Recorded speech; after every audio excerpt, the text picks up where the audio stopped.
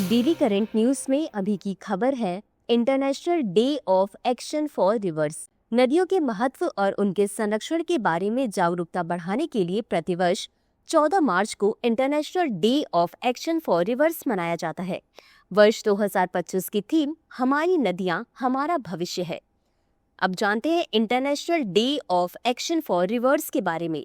यह दिवस हर साल 14 मार्च को मनाया जाता है। इसका आयोजन इंटरनेशनल रिवर्स नेटवर्क द्वारा किया जाता है। इसका मुख्य उद्देश्य नदियों के संरक्षण और उन्हें बचाने के लिए वैश्विक स्तर पर एकजुटता और सक्रियता को बढ़ावा देना था।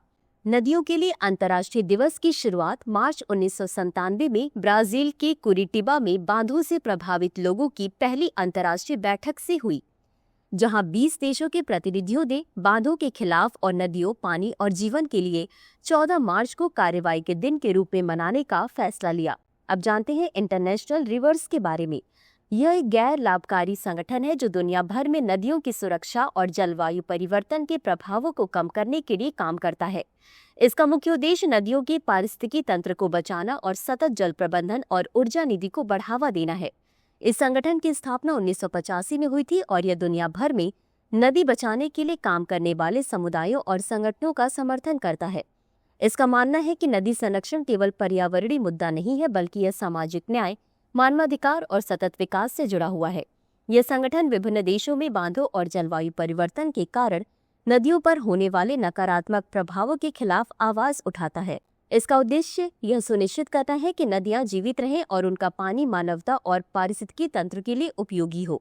इस संगठन की प्रमुख उपलब्धियों में शामिल है वर्ल्ड कमीशन ऑन डैम्स का गठन, जो जल और ऊर्जा योजना के लिए एक महत्वपूर्ण स्वर्ण मानक बन चुका है। सिनो हाइड्रो जैसी बड़ी कंपनियों को सामाजिक और पर्यावरणीय नीति अपनाने के लिए प्रेरित करना, नदी रक्षकों और पर्यावरण कार्यकर्ताओं के लिए वैश्विक स्तर पर समर्थन और नेटवर्क तैयार करना। तो चलिए अंत में देखते हैं आज के अभ्यास प्रश्न को।